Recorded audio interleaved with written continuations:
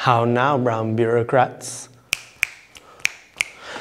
Level 2, lesson 4.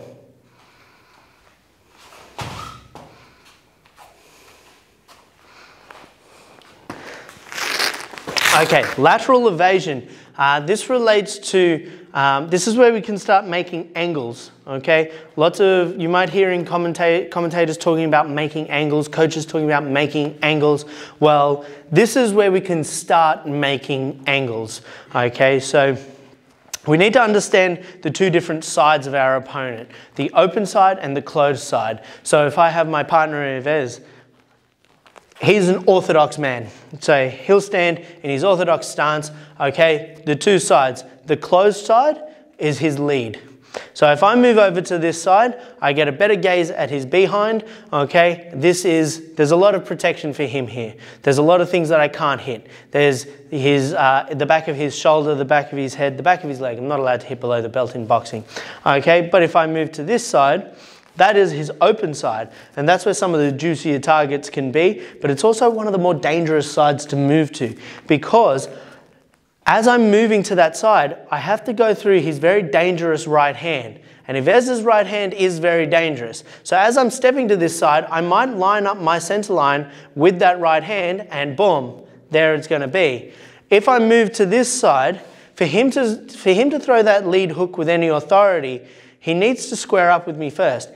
If he stays, just stay where you are, if he brings this hook back all the way here, he's not going to have a lot of authority on it, okay? And if Yves just tries to push me with that here, there's not a lot going on. But if Yves is here and he tries to push me, he's got a lot more power, okay? So that's why this side is generally the easiest side, or the more common side that a boxer will move to, okay? And when we do our southpaw series, we'll see how it changes when the stance changes. But that's also why we generally don't move to the right side. But if we do it smart, we can get away with it, and we can really make it work for us. So I'll cover the lateral evasion to the open side first and show you a drill, okay? So what I'll do is I'll start off with a jab cross, okay? Very simple. I'll go 1, 2, and then he'll snap back at me with a jab. And I'm just going to pop to my right and touch the shoulder with my right, with my rear shot, okay? So I move to the right, I throw my right, okay? Again,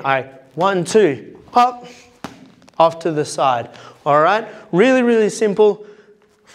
Move forward, to the right, throw the shot. Can't make it much simpler than that. Forward, right, throw, okay? Now, the reason why I want to move off to that side is because now I can hit Yves a lot easier than it is for him to hit me, okay? As we were saying, he has to square up to make something of it, but I'm already ahead of the curve. I'm a step ahead, and that's what makes this so much better for me, okay? And that's why you've got to think ahead, have that plan in mind. Now, I can do a similar thing. I can throw that 1, 2. Yves is just going to cover up, and he'll throw the right this time. And I'll step, this is off to the open side, a little more dangerous. And here, as I've stepped off, I have to pivot step, and I'm going to throw my lead hook, okay? So that pivot step, it's a fundamental thing. When I move to my rear side, my right side, I can move laterally, boom. When I move to my left side, my lead side, I need to pivot now, okay? I imagine my lead foot is nailed to the floor, okay? And I'm just gonna around it like so. How far I pivot depends on where I land in relation to my opponent. Okay, 1, 2 here, and I've made that little pivot, and I can throw my lead. Okay, again, just touching the shoulder because Yves has enough problems with his looks. So we're here. All right, 1, 2, step, punch. I can reset, and I'm going to 1, 2, step, punch. He'll square up with me. I'm going to 1, 2, step, punch. He'll square up. All right, 1, 2, step, pivot, punch. Okay, and that's just lateral evasion. Whenever we refer to lateral evasion or making angles, that's where we can start off with it. Okay, let's move on to the next lesson. Okay, so the pivot step with a counter punch. So I can be stepping to my lead side, pivot, and there's my counter. And if I have my partner here, okay, he's going to move forward, And as he does, I'm going to step and pivot off. Okay, remembering, this foot is nailed to the floor.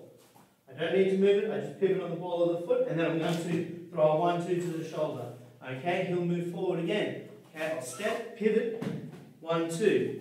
Okay, we'll be moving. He might throw that right straight or that rear straight, and I can slip, pivot, and throw that counter. He might do it again. I'll slip, pivot, and throw that counter. Okay, when I do this, it's important that I take that step every time. Okay, so I'm going to do that for 2 minutes.